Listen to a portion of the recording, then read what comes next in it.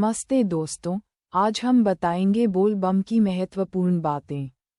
अगर आप हमारे चैनल पर नए हैं तो सब्सक्राइब करें और बेल आइकन दबाना न भूलें। बोल बम क्यों जाते हैं? एक सुंदर कथा। सावन का महीना आते ही चारों ओर बोल बम हर हर महादेव की गूंज सुनाई देने लगती है।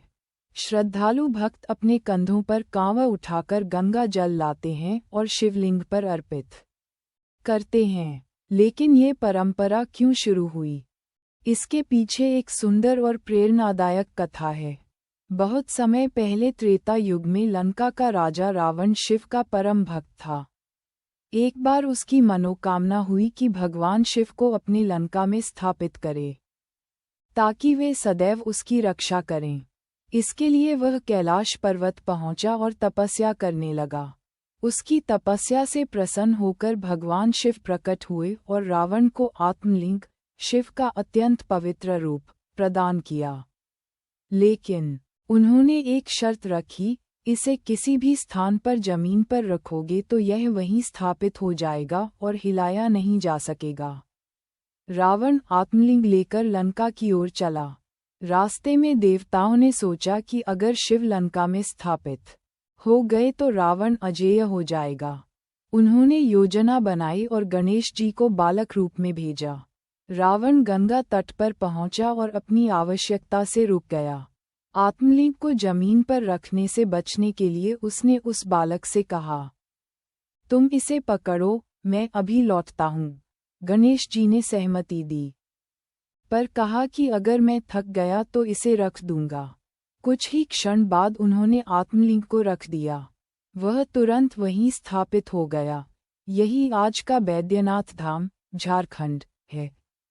कहते हैं कि रावण ने तब गंगा जल से शिवलिंग का अभिषेक किया था और बम बम भोले का जयघोष किया था। तभी से यह परंपरा चली आ रही है कि सावन में भक्त गंगा जी से जल लाकर कांवड़ में भरते हैं और दूर दूर तक पैदल चलकर शिवलिंग पर चढ़ाते हैं। भक्त इस यात्रा के दौरान बोल बम का नारा लगाते हैं, जिसका अर्थ है बोलो बम बम भोले। यह नारा एक तरफ यात्रा की थकान मिटाता है तो दूसरी तरफ पूरे वातावरण को भक्ति और ऊर्जा से भर देता है। ये केवल एक धार्मिक यात्रा नहीं, बल्कि विश्वास, तप, संयम और प्रेम का प्रतीक है। कांवड़ यात्रा में हर उम्र के लोग शामिल होते हैं।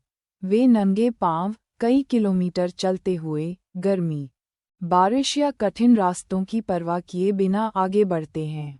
उनका लक्ष्य सिर्फ एक होता है, अपने भोले बाबा तक गंगा जल पहुंचाना। और जब जल चढ़ता है तो भक्त को लगता है कि उसकी सारी मनोकामनाएं पूरी हो गई हैं, सारी थकान मिट गई है। इस प्रकार बोल बम की परंपरा सिर्फ एक धार्मिक अनुष्ठान नहीं, बल्कि श्रद्धा, त्याग और आस्था का अद्भुत संगम है। जब हजारों लाखों लोग एक साथ बोल बम हर हर महादेव का नारा लगाते हैं तो मानो पूरा ब्रह्मांड शिव में हो उठता है। अगर आपको वीडियो अच्छी लगी हो तो सब्सक्राइब करें और अपना प्यारा सा कमेंट ज़रूर दें।